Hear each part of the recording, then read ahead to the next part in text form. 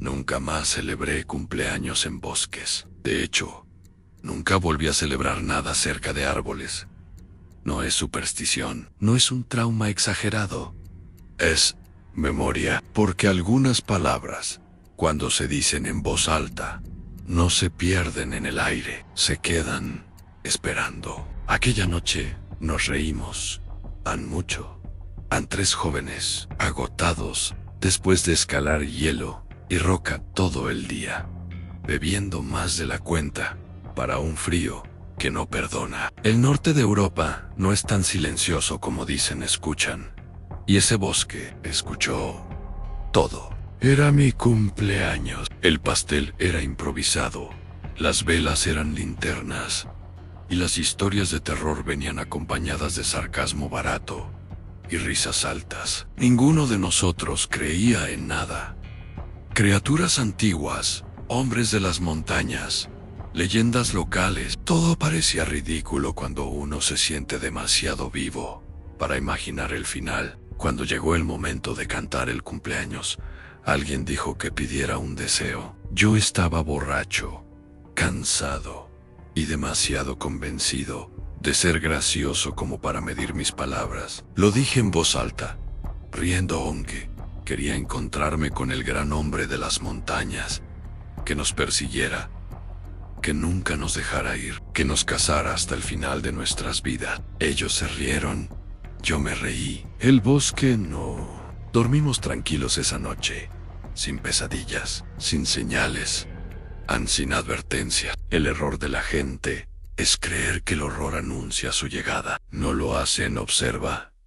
Apréndense acerca cuando ya estás convencido de que no va a pasar nada. Al día siguiente, al caer la tarde, mientras ascendíamos por la ladera congelada, tuve la primera sensación extraña. No era miedo. Todavía no. Era la certeza incómoda de estar siendo observado por algo que no necesitaba esconderse. Y cuando finalmente lo vimos, entendimos, demasiado tarde. El problema no era lo que era la forma en que se movía cada vez que intentábamos ver su rostro. No voy a decir sus nombres, no porque los haya olvidado, sino porque aún siento que, si los pronuncio, algo podría escuchar. Éramos 3 alpinistas jóvenes, lo suficientemente fuertes como para creer que eso nos hacía intocables. Habíamos elegido esa zona del norte de Europa porque era remota, fría y hermosa de una manera que solo entienden quienes buscan silencio para sentirse vivos. Conocíamos montañas, conocíamos el cansancio extremo, el dolor en las manos, el miedo real a una caída mal calculada. Lo que no conocíamos era la sensación de ser observados sin poder ver a quién lo hace. Esa idea no estaba en nuestro entrenamiento. El plan era simple: un par de días de escalada, una noche de celebración improvisada, y luego volver. Nada heroico, nada peligroso, al menos no más de lo habitual. La montaña no nos debía nada, y nosotros tampoco esperábamos nada de ella. Ese fue nuestro primer error. El bosque rodeaba la zona como un límite natural. Árboles altos, densos, demasiado juntos. No era un lugar acogedor, pero tampoco parecía hostil. Simplemente estaba ahí en presente, como si hubiera estado esperando algo durante mucho tiempo. Recuerdo pensar que el silencio era limpio, puro. Ahora sé que no lo era. Era un silencio atento, uno que no se rompe, solo se mueve. Esa noche, después de las historias y las risas, dormimos como duermen los que no se sienten amenazados, sin sobresaltos, sin sueños claros. Ninguno de nosotros mencionó la sensación extraña que flotaba en el aire, porque admitirla habría significado darle forma. A la mañana siguiente, despertamos igual que siempre, revisando equipo, ajustando cuerdas, bromeando sobre el día que nos esperaba. Nadie miró demasiado hacia el bosque. Nadie tuvo la necesidad. Todavía no. Si algo he aprendido con los años, es esto. Cuando una historia empieza a torcerse, rara vez lo hace de golpe. Primero te observa, luego espera a que sigas adelante por tu cuenta. Y nosotros avanzamos. Salimos temprano, cuando el aire todavía cortaba la piel y el sol apenas se insinuaba entre las copas de los árboles. Me acuerdo bien de eso, porque fue la última mañana en la que todo se sintió normal. Ajustamos el equipo casi por reflejo, cada uno siguiendo su propia rutina. Esas pequeñas manías que uno desarrolla después de años de escalar juntos. Marcos estaba de buen humor. Quizá demasiado. Seguía bromeando sobre su cumpleaños, sobre el deseo que había pedido la noche anterior, exagerándolo como si fuera una anécdota más, para reírnos después. Yo me reí.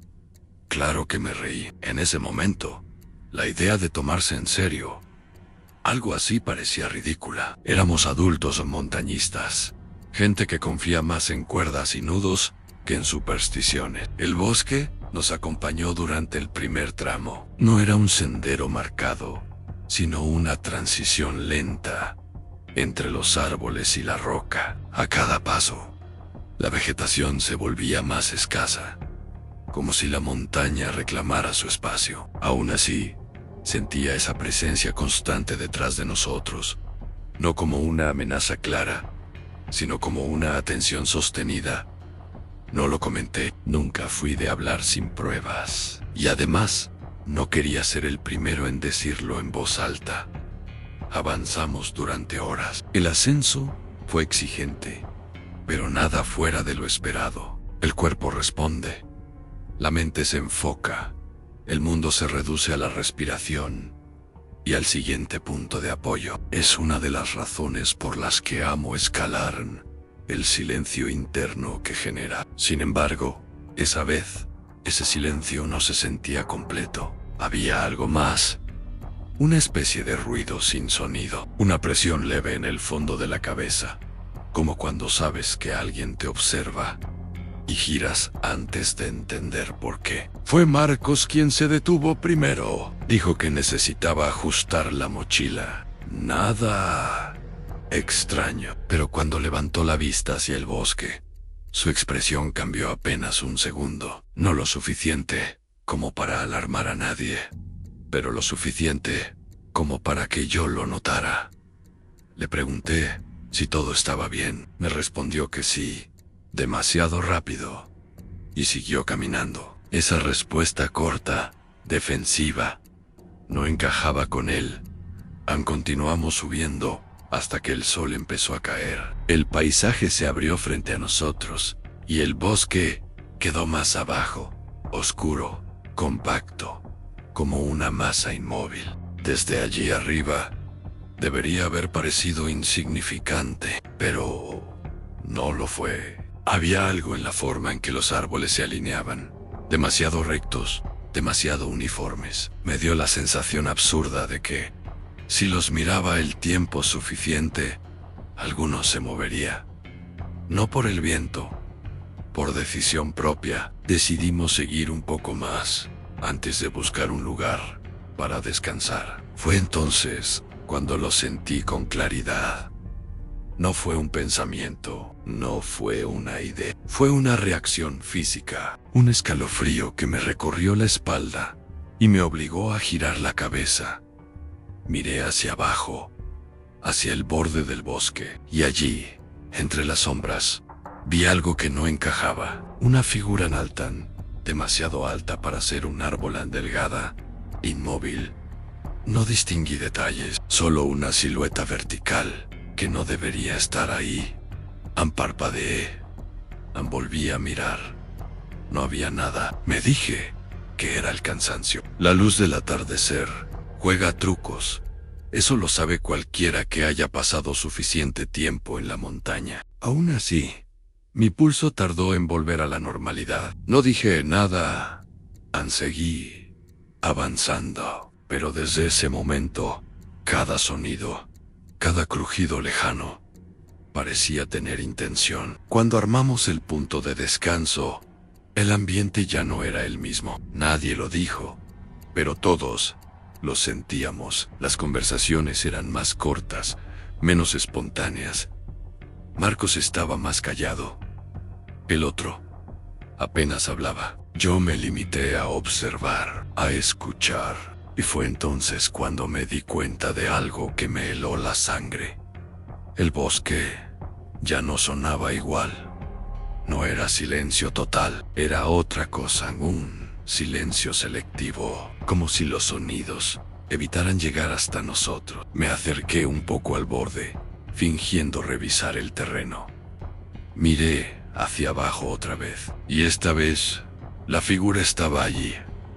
Más cerca no había forma de confundirla. No era un animal, no era una sombra. Era algo erguido, naturalmente recto, observándonos. Intenté enfocar el rostro, y en ese instante desapareció. No se desvaneció, no se ocultó. Simplemente dejó de estar en ese punto. Y, sin entender cómo, supe que no se había ido, solo había acortado la distancia. No dije nada, no advertí a los demás, y esa decisión, tomada en silencio, fue el primer paso hacia algo de lo que ninguno de nosotros volvería igual. Dormimos mal. Ninguno de nosotros lo dijo en voz alta al despertar, pero era evidente. Movimientos más lentos, respuestas cortas, miradas que se desviaban demasiado rápido del bosque. La montaña seguía allí, inmensa e indiferente. Pero algo había cambiado. Sentía como si durante la noche el entorno se hubiera acercado un poco más, no físicamente, sino de otra manera. Como si ahora supiera exactamente dónde estábamos. Marcos evitaba levantar la vista hacia la línea de los árboles. Se concentraba de forma exagerada en el equipo, revisando una y otra vez las cuerdas, los nudos, cualquier cosa que le permitiera no mirar alrededor. Yo conocía ese comportamiento. No era pánico, era negación entrenada, el tipo de autocontrol que se aprende cuando admitir el miedo puede hacerte perder la cabeza en el peor momento. El otro apenas hablaba, pero observaba todo con una atención tensa, como si estuviera calculando distancias que no sabíamos que eran importantes. Reanudamos el ascenso y, durante un rato, el ritmo volvió a imponer su falsa normalidad. Respiración, agarre, equilibrio. El cuerpo engaña bien a la mente cuando repite lo que conoce, pero la sensación no desapareció. No necesitaba verla para saber que estaba ahí. Era como una presión constante, una conciencia ajena, acompañando cada movimiento con una paciencia inquietante. Fue entonces cuando escuché a Marcos murmurar algo detrás de mí. No fue una frase completa, más bien un reflejo. Le pregunté qué había dicho. Dudó antes de responder, como si no estuviera seguro de querer hacerlo. Al final dijo que tenía la impresión de que alguien llevaba mucho tiempo quieto, en el mismo lugar. Le pregunté dónde. Señaló hacia el bosque, a un punto vacío entre los árboles. Miré, no vi nada, pero lo sentí. El mismo escalofrío, la misma certeza incómoda de estar siendo observado con atención. Seguimos avanzando, pero el día empezó a comportarse de forma extraña. El tiempo parecía irregular. A veces avanzaba demasiado rápido, otras se estancaba. Las sombras no seguían al sol como deberían. Lo notaba, pero no lograba explicarlo sin que el pensamiento se me escapara, como si algo dentro de mí evitara llegar a una conclusión clara. Nos detuvimos al final de la tarde. Fue entonces cuando ocurrió de forma innegable, no a la distancia como antes. Esta vez fue demasiado cerca. Estábamos reunidos cuando sentí ese impulso súbito de girarme. No hubo sonido alguno que lo justificara. Aún así, me di la vuelta. Estaba allí, demasiado alto, demasiado delgado, una forma humana estirada más allá de lo posible, donde debería haber un rostro. No había oscuridad, sino una ausencia imposible de enfocar, como si el espacio se negara a completarlo.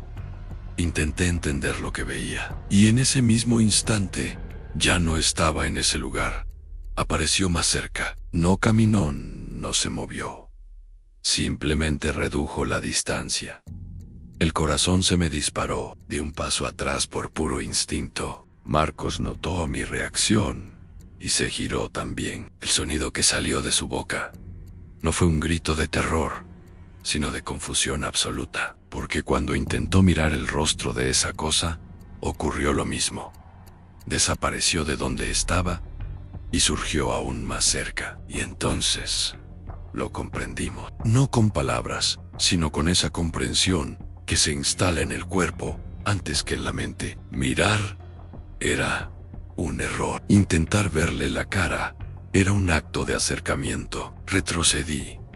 Otro paso. No aparté la mirada lo suficientemente rápido. Sentí como el aire a nuestro alrededor se comprimía, como si el espacio mismo se tensara. La presencia estaba ahora a pocos metros. No había expresión. No había gesto, solo expectativa. No atacó. No fue necesario, porque en ese momento supimos algo con absoluta claridad.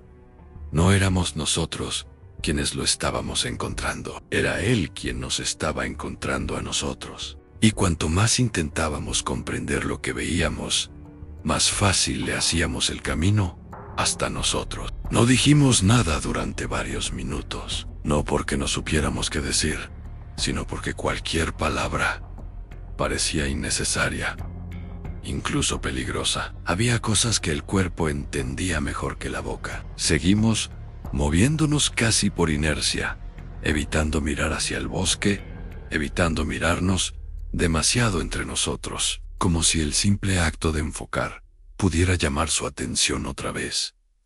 El problema era que ya la teníamos. Eso lo sentía con claridad. No importaba hacia dónde avanzáramos, la presión seguía ahí, acompañándonos con una calma insoportable. Fue el otro quien rompió el silencio. Dijo que no podía más, que sentía algo detrás de él todo el tiempo, que no importaba cuánto se concentrara en la escalada, siempre tenía la certeza de que, si giraba la cabeza, lo vería demasiado cerca. Marcos intentó tranquilizarlo con frases prácticas, técnicas, como si esto fuera solo una situación incómoda, más en la montaña. Yo no dije nada, porque sabía que no era miedo lo que nos estaba desestabilizando.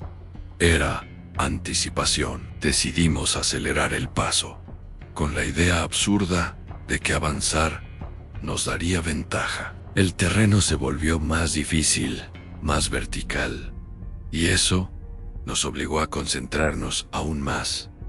Por momentos funcionó. El cuerpo exigido no deja mucho espacio para pensar, pero incluso así, algo se filtraba. Pequeñas interrupciones. Sensaciones fuera de lugar, como cuando sabes que alguien está parado justo detrás de ti y contienes el impulso de girarte. Escuché el sonido primero. No pasos, no ramas, algo más seco. Un roce breve, imposible de ubicar. Me detuve. A Marcos también. El otro non siguió avanzando unos metros más, antes de darse cuenta de que ya no lo seguíamos. Se giró para mirarnos, con el gesto tenso, y en ese movimiento cometió el error. Miró hacia el bosque. No fue intencional, fue un reflejo, y eso fue suficiente. La cosa estaba allí, mucho más cerca de lo que debería ser posible. Su cuerpo ocupaba el espacio entre los árboles, como si siempre hubiera pertenecido a ese lugar. Cuando él intentó enfocar el rostro, cuando sus ojos buscaron desesperadamente algún rasgo humano, ocurrió lo inevitable. Desapareció y apareció justo detrás de él, No hubo grito largo, solo un sonido corto, quebrado, como si el aire se le hubiera escapado del pecho. Su cuerpo se tensó de forma antinatural y cayó hacia adelante, sin resistencia, como si algo lo hubiera vaciado por dentro. No vi heridas, no vi sangre, solo vi cómo dejaba de moverse. Marcos reaccionó por puro instinto. Me agarró del brazo y tiró de mí con una fuerza que no le conocía. Empezamos a movernos sin rumbo claro, descendiendo como podíamos, sin mirar atrás, sin permitirnos pensar. El miedo ya no era abstracto. Tenía peso, tenía ritmo. Cada latido parecía un aviso. Sentí la presión otra vez, más intensa, más cercana. Sabía que estaba ahí, acompañándonos, esperando otro error. Marcos murmuraba algo entre dientes, una y otra vez, como si repetirlo pudiera protegernos. No quise saber qué eran. Tropecé. Por un segundo, levanté la cabeza demasiado rápido. No llegué a verlo del todo, pero fue suficiente para entender que había vuelto a cortar la distancia. Corrimos, no porque creyéramos que podíamos escapar, sino porque detenerse significaba aceptar que ya estaba decidido. El bosque nos rodeaba ahora, cerrándose, y cada árbol parecía una columna en un lugar que no estaba hecho para nosotros. Y mientras corríamos, lo comprendí con una claridad heladora. No nos estaba persiguiendo a todos, estaba eligiendo. El bosque ya no era solo un lugar, era un laberinto vivo, con sombras que parecían palpitar y ramas que susurraban. Cada paso que dábamos, cada respiración, estaba acompañado de esa sensación imposible de ignorar. No estábamos solos y, lo peor, no podíamos definir cómo nos observaba. Marcos sostenía mi brazo, sus dedos clavados en mi chaqueta, su aliento agitado, golpeando mi oído. Su rostro estaba pálido, pero decidido. Sabía que mirar atrás era condenatorio, que cualquier error podía costarnos la vida. De repente, escuchamos el sonido más leve, un crujido seco que no correspondía a nuestro propio movimiento. Nos detuvimos al instante, conteniendo la respiración. El otro caminante se adelantó unos pasos, sin darse cuenta de que ya no estaba protegido por la distancia del grupo. Levantó la vista hacia el bosque, y en ese instante supe que no habría regreso. La figura estaba justo allí, alta, delgada, sin rostro, con una presencia que parecía absorber la luz alrededor. Cuando intentó enfocar el rostro, desapareció y apareció detrás de él. El grito fue corto, apenas un hilo, y después, silencio absoluto. Sus piernas se desplomaron, el cuerpo rígido, como si se hubiera vuelto madera. Marcos y yo nos miramos y comprendimos la verdad, con un terror absoluto. No había escapatoria. No importaba cuán rápido corriéramos, cuán lejos buscáramos el refugio de la montaña. Cada paso estaba controlado, cada error, cada mirada inapropiada lo acercaba. Intentamos movernos en silencio, respirando a Penthouse, calculando cada paso. Yo sentía la presión en mi espalda, el aire comprimido, la certeza de que la figura nos seguía de cerca. Marcos murmuraba palabras sin sentido, quizá una oración, quizá un recordatorio de lo absurdo que parecía todo. Yo no podía decir nada, ni siquiera pensar. La lógica había desaparecido, y solo quedaba el instinto, más primitivo, en sobrevivir. A medida que el día avanzaba, comprendí que cada curva, cada árbol, cada sombra estaba siendo observada y evaluada. La figura no necesitaba moverse, no necesitaba correr, solo estaba allí, aumentando su presencia cada vez que cometíamos un error. Y entonces entendí lo más aterrador. Ya había aprendido nuestro patrón, conocía nuestras reacciones, anticipaba nuestros movimientos, y nosotros éramos marionetas de un ser que nunca podría ser detenido. Esa noche, Caímos exhaustos. Marcos y yo logramos encontrar un claro, un lugar que nos permitió descansar sin que nos alcanzara, al menos por unas horas, pero la seguridad era falsa. Lo sabíamos. Cada crujido en la distancia, cada sombra proyectada por la luna, nos recordaba que la figura estaba más cerca que nunca, esperando el próximo movimiento, esperando que uno de nosotros cometiera el siguiente error. Y mientras cerraba los ojos, comprendí con absoluta claridad: no éramos iguales. La figura ya había decidido quién quedaría, quién sobreviviría, para contar lo que había ocurrido. Y esa decisión no dependía de nuestra valentía, ni de nuestra rapidez. Solo dependía de la suerte y de la memoria de un deseo dicho en voz alta. Solo quedábamos Marcos y yo, la tercera voz, la tercera presencia. Ya no respiraba ni hablaba, pero aún sentíamos su ausencia, como un espacio vacío, lleno de amenaza. Cada paso que dábamos por el bosque era pesado, lento, calculado. Sabíamos que no podíamos mirar atrás, que cada mirada podría acelerar lo inevitable. La montaña que antes nos parecía un desafío emocionante, ahora era un enemigo silencioso, cómplice del ser sin rostro que nos cazaba con paciencia inhumana. Marcos lideraba el camino. Sus manos temblaban, pero sus movimientos eran precisos, casi automáticos. Yo lo seguía de cerca, intentando no perderlo de vista. Cada sombra, cada crujido de rama, hacía que mi corazón latiera tan fuerte que sentía que me dolía el pecho. Sabía que la figura estaba detrás, pero no podía verla, y eso era peor.